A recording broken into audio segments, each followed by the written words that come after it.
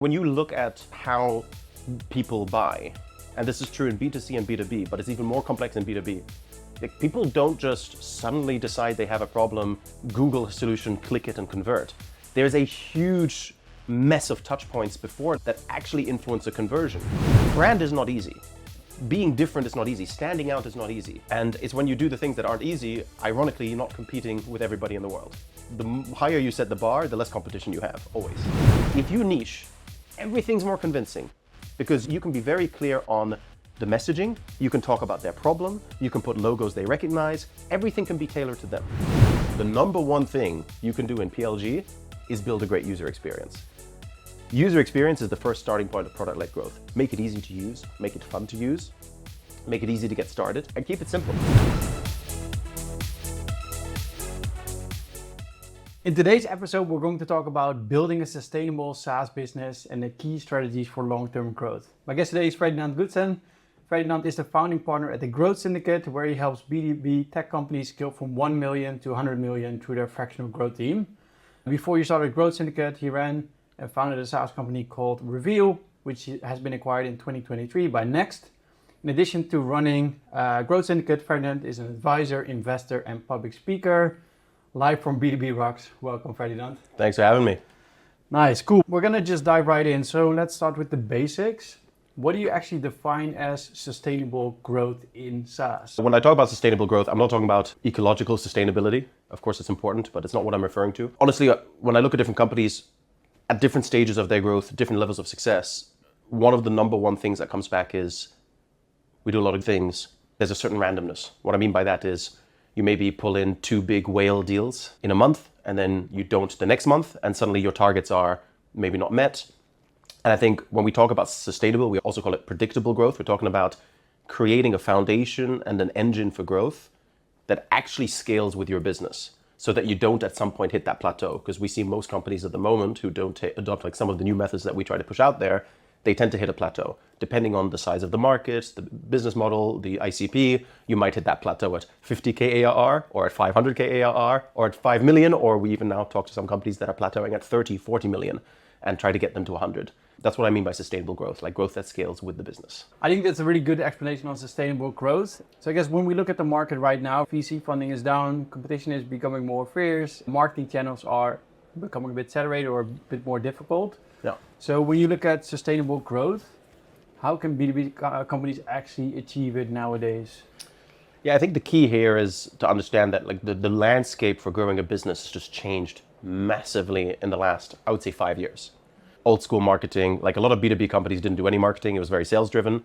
And if you did do marketing, it was really like one-to-many, big marketing campaigns, big ad campaigns. You spend a lot of money and you pay and pray. And in order to make that successful, you had to basically really know your target audience and you really needed to stand out.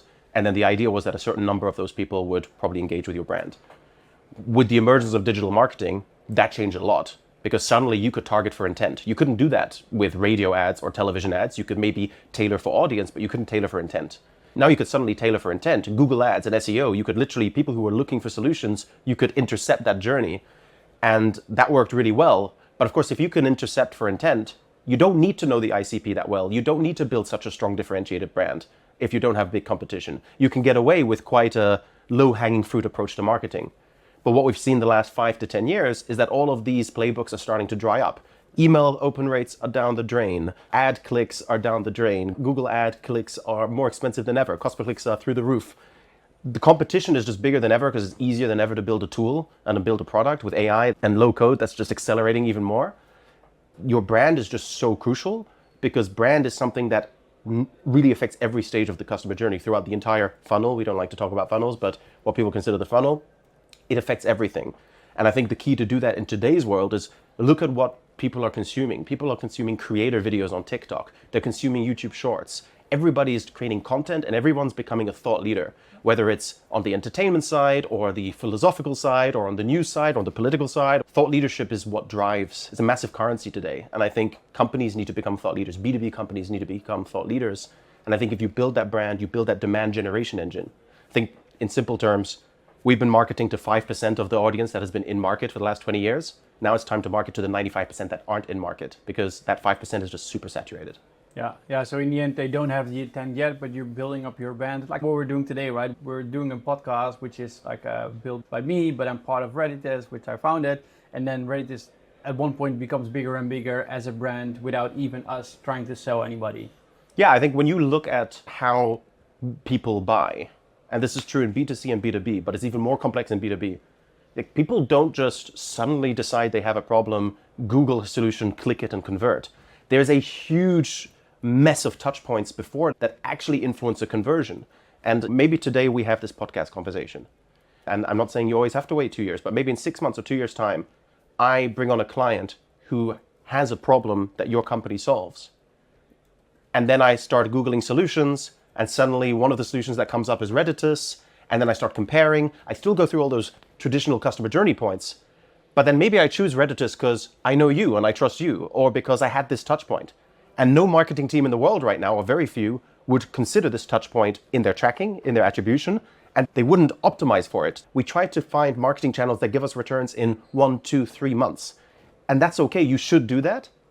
But if you only do that, those channels will dry up and you'll find yourself hitting a wall. So you should be working on 2 tracks. You should be working on high intent, high impact, high value, quick lead gen, but in parallel, build up your brand, build up your demand gen engine, build up the touch points, the network, the people that might have your problem, might have the problem you solve, and educate the market. Because once this starts to dry up, this can start taking off. Yeah, it's almost like looking at the old slides where you always compared SEO against paid ads, right? Like SEO is a long-term game where paid ads, when you turn on the money tab, things come in. Ideally, you want to grow the SEO, and it's not what you're saying with brand. You need to start building the brand, do the things for quick wins, but then in the long term, focus on brand. Like, SEO is also very saturated, but one of the reasons that SEO hasn't completely died like everybody predicts is very simple. SEO has gotten harder. You used to be able to, like, when I first started SEO, I was 15 years old. You could just create like 50 Blogspot accounts and link them together and you would rank. And in keyword stuffing, you do white text on white background. It was so easy to rank. What's happened over the years is, Google's algorithm has gotten better and better at putting the best content on top. It's still not ideal, but what happens now is it's quite hard. So there's a lot of people doing it, but nowhere near as many as if it were easy. Brand is not easy. Being different is not easy. Standing out is not easy. And it's when you do the things that aren't easy, ironically, you're not competing with everybody in the world. The higher you set the bar, the less competition you have, always. Nice. I think you covered a couple of things already, but these are some of the mistakes I guess companies are making, right? Not focusing on it. But what other types of mistakes you see them make while trying to scale sustainable? And maybe even how can they avoid them? The mistakes that they make currently, I think, is going all in on the most tangible feeling channels, right? So they feel like Google Ads is really tangible. But if you don't plan for what you do when that saturates, I think that's number one. Number two, I think it's this idea that people still think in funnels and they think in growth loops and they think in flywheels. Like, the customer does not operate in a funnel. Like, the funnel is a nice way for you to organize your metrics and see if you are covering all your bases, but the funnel is not a real thing. Like, the customer journey is this crazy, messy, convoluted confluence of touch points. And if the first step that companies need to make is understand that customer journey is messy. Because the problem, number one, is that even marketers who want to do that event because they just fundamentally believe that creating value for their target audience is going to work, or they want to create maybe more creator style content, they're not doing it because they're not getting buy-in. They're not getting buy-in for the resources, the talent, the budget they need, because a lot of CEOs, a lot of stakeholders are still thinking about the old marketing playbook. And I think that's the problem. Once you understand the customer journey is messy, and then once you figure out how can I, in an organized way, create those touch points and lose my obsession with tracking. It's very good that we can track data and you should always look for signals, but you don't need to look for perfect attribution, because perfect attribution in B2B is a lost cause anyways. So I'm sure there's some people who specialize in attribution who are going to argue with me on that. Just because you can't measure it doesn't mean it's not happening. And I think once you realize that, you start changing the way you do marketing. Yeah, and I guess then let's turn it around. So these are the mistakes, right? So if you say all these things, like the customer journey is messy, you can't track everything, like what kind of processes or strategies you would say like companies now have to implement to still be able to grow sustainable long-term while, I guess, being able to track or at least follow something? There's 4 ways a B2B company can grow. Maybe 5, but primarily there's 4 ways a B2B company can grow. The first is search. That's Google Ads, it's Bing Ads, and it's SEO. Companies are doing it. Most companies are doing it. Do it and do it well. And then if you build a brand alongside of that, those are going to perform better. The second thing you can do is outbound. And when I say outbound, we think of outbound as a sales activity. It's something that the sales team does. Yes, reaching out to potential clients, talking to them, and then going deep into their use case, that is a sales activity. But we've created this model called marketing assisted outbound. It takes some of the ABM ideas, but it really puts marketing at the service of the outbound process. I'm not going to go into too much detail here, but essentially you're combining ads, thought leadership, content, webinars, events, community initiatives into the outbound process, so that you're basically warming up your lists with valuable touch points before you ever reach out. So outbound is the second, and what we call marketing assisted outbound is the second pillar. The third thing you can do is thought leadership. And when I say thought leadership, it's everything that's content, podcast, events, community, anything that helps position you as a leader in your space. Some people might call that brand. And then the fourth pillar is product-led growth, driving growth through your product. This can be something like Miro's template marketplace. It can be imposing a reverse trial for better conversions. It can be all kinds of different things. And then the kind of fifth in parentheses is partnerships. In some more enterprisey environments, partnerships can be a really fundamental channel, but I find it's the one that really depends on the industry. So the other four applies to almost all. Maybe product-led growth also only applies to software, of course, but essentially those are the four ways you can grow. Search, thought leadership, PLG, and outbound. Those are the four things you can do. Yeah, and let's put it into perspective, because I think like thought leadership, you probably won't be able to do it right at the beginning, or at least it's not going to drive any results. So SaaS founders now listening and are going to change everything around. What should they focus on first? You can start with thought leadership, because the problem is, if you don't start with the reasoning, and this is what a lot of companies are doing, it's not going to give me results tomorrow. Now, there is the off chance that if you do like really good thought leadership and you have a post that goes viral, it can definitely produce results tomorrow. Again, it depends on your ACVs. Sometimes 5 new customers is a huge difference. If you have low ACVs, you need 100 new customers. That's all relative. But thought leadership absolutely can give you quicker results, but you cannot bank on it. I agree. I think what you need to do is you need to combine it. So I can give you an example of a very concrete campaign. So essentially, they sell to local entrepreneurs in the Netherlands. Right? Companies that have gyms and they have local businesses, and they don't use digital products to scale their impact. So a gym might use something like Virtua Gym to organize their classes, but actually they could also build their own software and actually scale their business further. So this company is an agency that builds for these companies. So the campaign that we've proposed to them is to combine thought leadership and outbound in a way that has impact and mutual impact. So what we've proposed is make a list of 200 companies that are your ideal company in your area, right? Reach out to those CEOs or the founders or the owners of those companies, and instead of selling them something, reach out to them and say, hey, look, I'm doing a micro podcast with entrepreneurs of small businesses. No other small business entrepreneurs. They have a relevant network. So you say, do you want to do this micro podcast? You don't need to prepare anything. It takes 20 minutes. You pull up Riverside, get your iPhone, doesn't matter, and you do that podcast. You publish that podcast online. Now, 2 things have happened. Number 1, you've created a connection with an ideal ICP lead without selling them anything, but instantly creating value for them because you've given them an audience and you've let them talk about themselves. And people like to talk about themselves. That's why we do podcasts. So that's number 1. Number 2, if this person shares it in their network, you're instantly accessing all the other small local business entrepreneurs in his network or her network. And then what you can incorporate into it is you have to ask that person after the micro podcast, can you recommend 3 other people I should do next? And that's where you bring thought leadership and outbound together. And I think when you are just starting, the most valuable thing is other people's network. You don't need to build your network from scratch. Your network already exists somewhere, right? If you're selling to SaaS founders, you do it. You do it with your podcast. You work with SaaS Talk Local. You know how to tap into other people's network. That is the fundamental. And this is where thought leadership can come together. And that's a very small, concentrated campaign. Over time, you add to it. You do events. You do community of stuff. You start doing content and thought leadership posts on LinkedIn. You start scaling your outbound, having different people in your company reach out. You create case studies and dedicated YouTube videos about your customers. You can start scaling this to what we call a predictable growth engine. What we see now when we talk to companies is that they do a lot of things, but they're all random and not interconnected.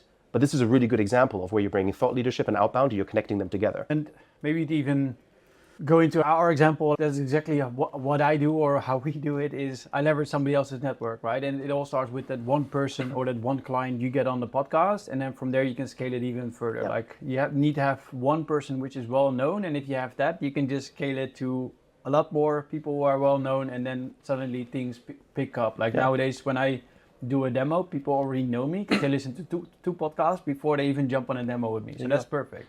The problem is that the way people buy, the fundamentals of human psychology don't change. But the tools and mediums and the way that they get to information does change. People still think of the website as the start, middle, end point of everything. Your website is not that important. The website is the final place they go to check, oh, do they have all the features? Are they GDPR compliant? And can I do this?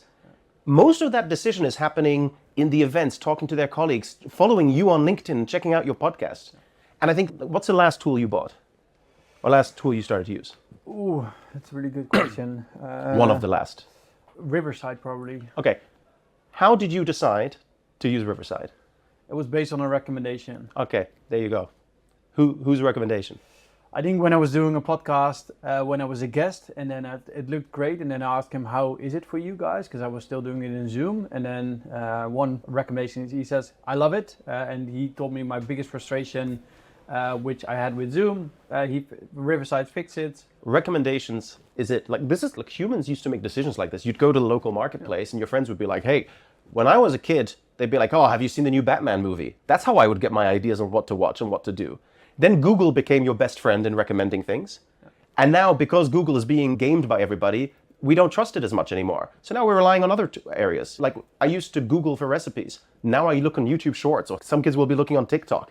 Like, the way people buy, fundamentally, the process hasn't changed, but the places where they go has changed. And if you understand that these dynamics have changed, you can adapt to them. Truth is, I think maybe 1% of marketing teams is doing this, maybe 2%. So I think they can definitely take some lessons out of this. You mentioned thought leadership plus outbound, right? Connect them together, and from there you can start scaling things. Yeah. Maybe even to take it one step back, you touched about really quickly getting your ICP in order, or at least what you're supposed to be doing. Like, if people want to do this, like, what do they need to have in place to really start going out there with the 4 ways of growing? Yes, I think the bottom line is there is no get fit quick scheme in marketing anymore. There will be some exceptions, but very rarely. So it requires effort. Being a thought leader requires effort. Posting on LinkedIn requires effort. Doing a podcast requires effort, right? You cannot spread yourself too thin. So you cannot target 10 different ICPs and then do all the things you're doing. So what you need, I think what you need as a company is, number one, you need a crystal clear idea of who your ICP is. Ideally, pick one type of ICP you go after, especially if you're early stage. If you're later stage, you have the resources to maybe split your attention a bit more, but go after one ICP, like very specific. Specific people with specific problems, and you have a specific solution for them. And you know how they speak, you speak their language, and all the logos are logos they recognize, all the testimonials are people they might even know personally.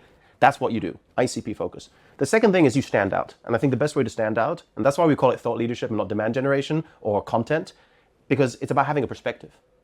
Having a clear perspective is super crucial, because when you're going after the 95% of people who aren't currently in market, you're asking them to change how they think about something and how they do something.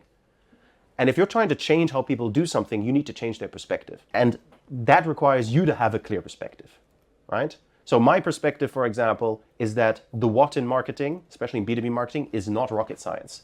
Every company does the same kind of things. It's about how you do it that matters, right? Everyone has ICPs, but do you have the right ICP? Do you have them clearly defined? Do you get them? And is it focused? Everybody tries to do some kind of positioning exercise, but is it very clearly differentiated? Do you know how companies win using your product versus losing by not using your product?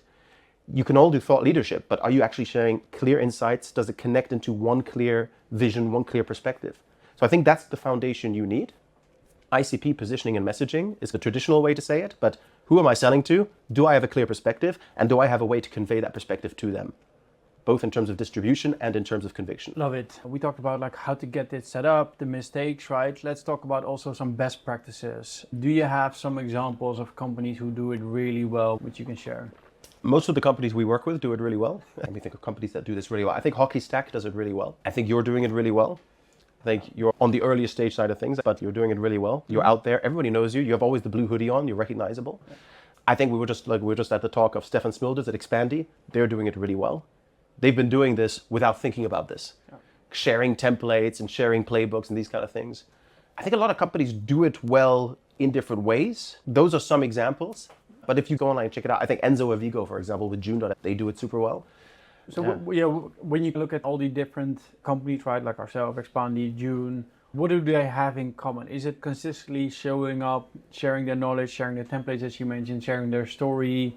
Like, what I guess if you try to combine it into some practical advice for people listening now, what are the companies doing well or the people doing well so they can copy things from them? Yeah, I'm going to flip it around and tell you, like, me as a customer, what engages. So for example, when I was running Reveal, I wanted to do some SEO. And I have some background in SEO, and that's always the hardest if you're a marketer turned founder, deciding what you don't do. And I was thinking, we want to succeed in SEO. And I did some research, and I happened upon the company Scale. We partner with them, we talk with them a lot these days, but back then I didn't know who they were. And Scale was started by a guy called Jake Stainer. Jake Stainer was the head of SEO and growth at Typeform. So already I came across them because somebody recommended them. Somebody said, oh, we did this thing with Scale. It was some collaboration. I checked them out. Number one thing, their headline was Sustainable SEO for B2B SaaS companies. Already that's great, because number one problem I had is all these SEO agencies, they're so used to e-commerce and B2C and like really niche propositions that I didn't feel like they understood how to also convert the SEO traffic. And these guys have done it before. Then number two, amongst their 8 top logos, 3 of them were product management or product space tools. Tools that I aspired to, that were ranking for the kinds of things we wanted to rank for. And then once I went deeper, then I started following Jake and he started sharing content. And I was like, this guy thinks like I do about this. What companies can do is first just be very clear on who you serve and what your perspective is. So with Scale, it was very clear that they do SEO for B2B SaaS companies.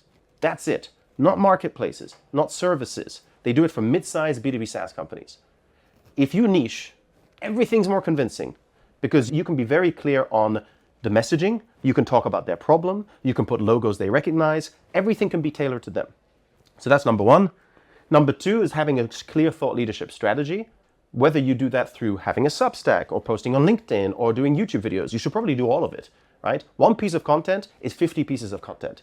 You can't do marketing without content. So that's the second thing. Clear ICP, clear positioning, good niching, really good content. And then, yeah, I think fundamentally you need to be good at what you do, right? So half the companies that talk to us as leads that want to help us to help them, we turn them away because their product sucks. We don't help companies with bad products because it's just a black hole. It's a waste of time. It's people with good products that can do really good marketing because they understand the value of creating value for others. Are you struggling to find people and companies which have access to your ideal customer profile? At Redditis, we just launched a second side of the marketplace, which allows you to search, filter, and contact B2B SaaS affiliates which have access to the audience you're looking for. We do this by leveraging first-party data sources. Want to learn more? Go to getredditis.com. Let me then ask a question for people listening. Like, what do you define as a good product? Are you check out the reviews, check out the product? Are you going actually in and using it? This is where the fundamentals of product-led growth or product growth come into play. There's kind of 2 levels of product growth, right? On the high level, you have the PLG tactics, activating them early by giving them a free trial or letting them try the tool before they ever sign up, like a Canva, for example, or doing a reverse trial where they make some kind of payment commitment that helps with conversions, templates, sharing links, built-in referrals. There's all kinds of tactics, onboarding. There's all kinds of things you can do in a tool to help. But one of the biggest levers of product-led growth, this is Kate Sumer, she used to be the head of growth design at Miro. She says the number one thing you can do in PLG is build a great user experience. User experience is the first starting point of product-led growth. Make it easy to use, make it fun to use, make it easy to get started, and keep it simple. Companies build really broad products. I made that mistake with Reveal. The first version of Reveal was a monstrosity. It's the reality. We spent our story of Reveal spending 2 years, 3 years, basically stripping away features and focusing and pivoting to something very simple and straightforward. Good products create value, good products solve problems, and good products tend to be simple, at least in the early stages. You're only helping good products, right? And this might be a bit of a promotional question, but I'm curious. So if a company has a good product and you say, okay, we're going to work with them, what would be your strategy? Like, how would you look at what they're currently doing and how would you take them from their current marketing strategy to sustainable growth? Yeah. So we have an advantage, which is our whole concept is that we're not an agency. So our long-term plan is to build. We do our own podcast, we do community, we do events, we do content. So we have this big play where we want to be a product company that builds products for B2B professionals and founders that want to scale, whether they're courses, trainings, templates, tools, micro SaaS, whatever. But a big part of our business currently is a service element. And unlike agencies where very often you get sold something by a really senior person and then somebody quite junior does the work, we present ourselves as a fractional team that builds everything in-house. And everyone on our team is super senior. Everyone on our team has exits under the belt, has 10 to 15 years doing this, and is just an A player, A+ player. And as a result, we charge a fair amount. That helps us because it's a filter. Because you need to take marketing and growth seriously to even be willing to work with us, which definitely filters out a lot of companies that just want a quick buck and think about who want the 6-week six-pack or 3-week six-pack. There's a lot of marketing agencies offering that, and there's a lot of founders looking for that. It doesn't exist. So we have that natural filter. The other thing is we really put our money where our mouth is because our goal is to get fired. Like, we don't work with 20 companies at once. We work with a handful of companies at any point in time.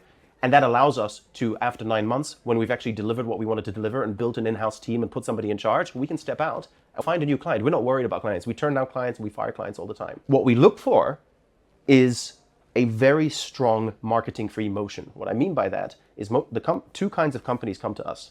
We don't work with companies pre-1 million. So it's really 1 million to 100 million. That's where we get you in that direction. Might be 1 to 5, might be 5 to 10. We won't get you from 1 to 100 in 9 months, but I think what we look for is very strong pull signals, right? So marketing is either pull or push. You're either pushing on people, you're reaching out to them, you're targeting them, you're trying to push things on them, or they're coming to you and they're raising hands, right? This is like Miro's style of growth, right? They get in a company 10, 15, 20, 30, 50, 200, 500, 1,000 people to use Miro. And then they see the hand raisers, the champions, and then they say, refer me to your boss because at some point it doesn't make sense to use it across the whole company. So we look at companies that have those kind of strong signals, which means that the product's selling well, there's a very clear competitive advantage. And very often what we see is it's companies where when we talk to them, they're super clear on why they're awesome. And then you look at their marketing and it's not super clear why they're awesome. And that's our job, is to bring that to the outside world. So we look for strong product market fit signals. Product market fit signals can be anything from high conversion rates, high retention rates, high engagement rates, but also just word of mouth, positive referrals. They're just companies that are sexy right now. Companies like Clay and Hockey Stack, those are sexy companies. People are excited about those companies. I think those are good examples of companies that are doing really well and have really great marketing, and we're looking for the companies that are equally cool, but aren't really nailing their marketing yet. And that's where we come in and build that function. Yeah, let's say, what would you do when you come in and you will start working with them? Like, what are the first things you would do? Yeah, the first thing we do is we do a full audit of everything they do. So first we ask them to fill out like a ridiculously, embarrassingly long form, just get as much information as we can. We then have a strategy kickoff. We talk to them and we basically say, what are your challenges? How did you get here? What's working? What's not working? And usually within the first couple of weeks, it becomes super clear, like, you see the first kind of inklings of what's working. Oh, one of our founders posts on Twitter a lot and we get picked up by like niche publications. Okay, there's a PR angle there. Or we had one CEO, she has 15,000 followers on LinkedIn and she posts like once every 3 months, right? And she's just like a really known entrepreneur in the Netherlands that has like tons of PR contacts. So you need to see what works there. In some companies, there's like this PLG motion, there's tons of in-app referrals. The in-app referral option is hidden somewhere behind 12 steps.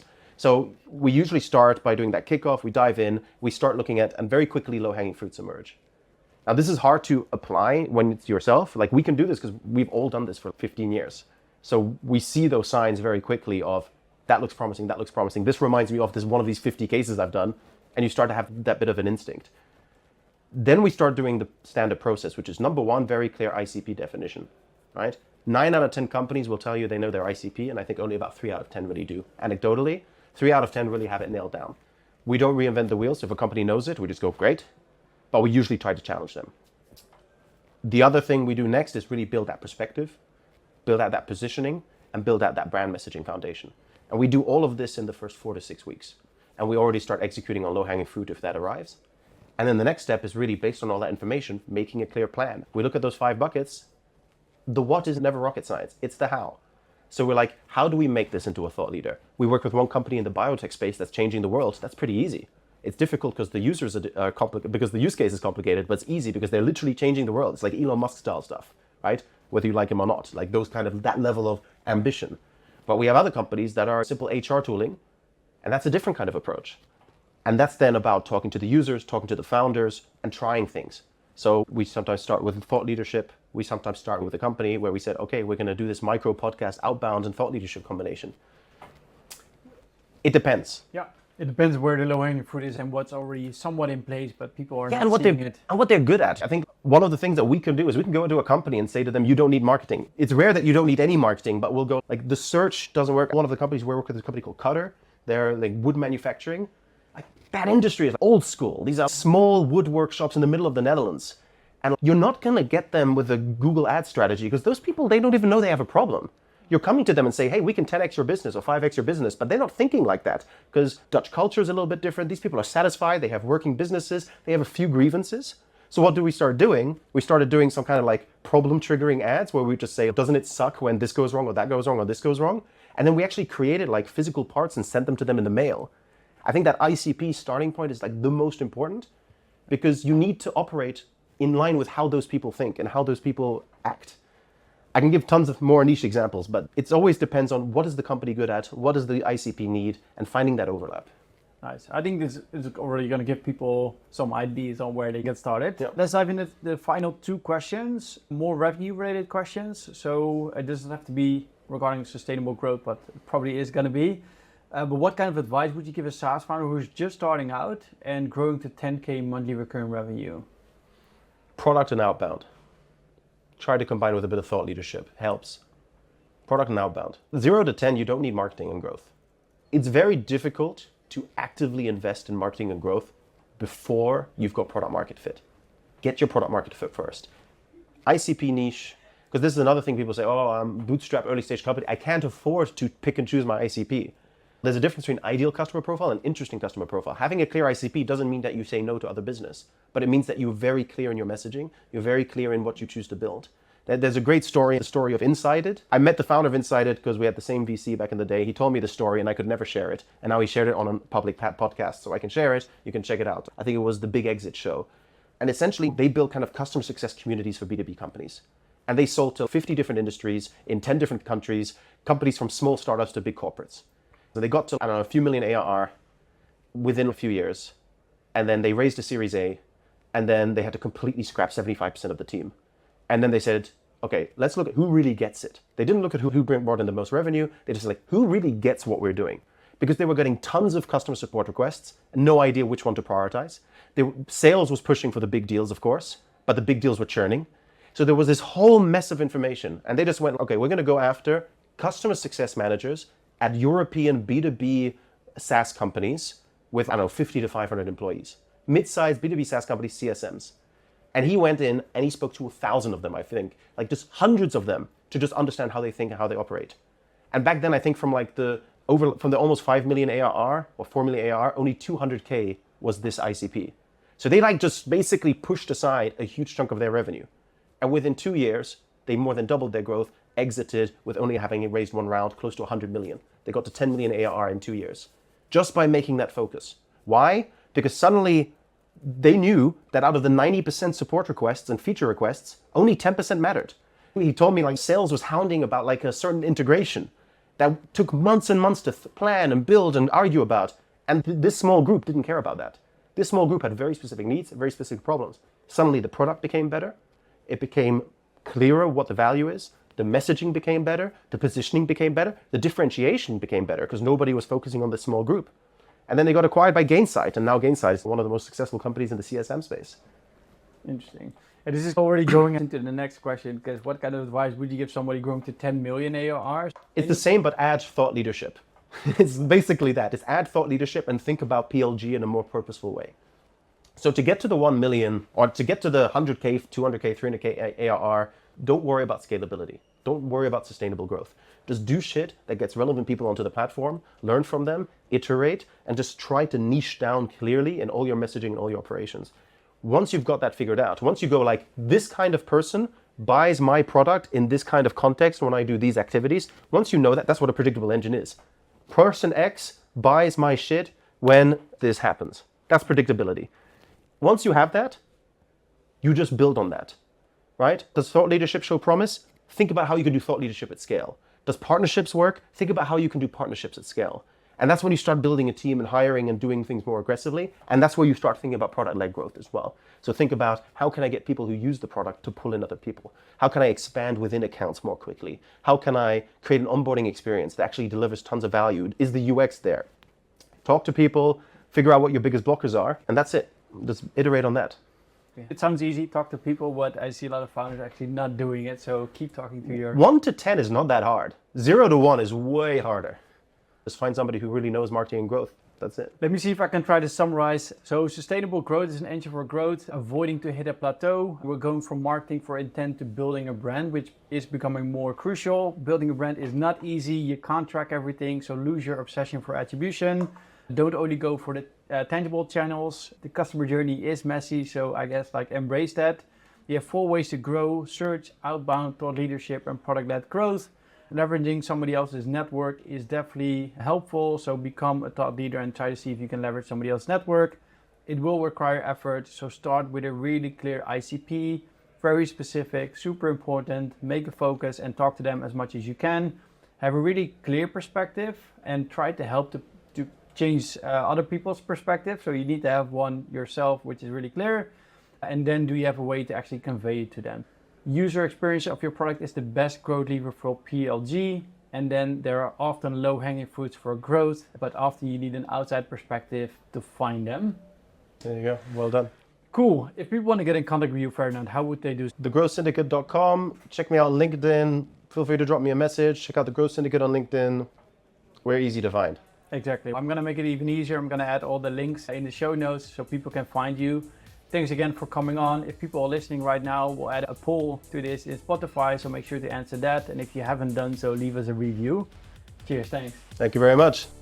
Thank you for watching this show of the Grow Your B2B SaaS podcast. You made it till the end, so I think we can assume you like this content. If you did, give us a thumbs up, subscribe to the channel. If you like this content, feel free to reach out if you want to sponsor the show. If you have a specific guest in mind, if you have a specific topic you want us to cover, reach out to me on LinkedIn. More than happy to take a look at it. If you want to know more about Reditus, feel free to reach out as well. But for now, have a great day and good luck growing your B2B SaaS.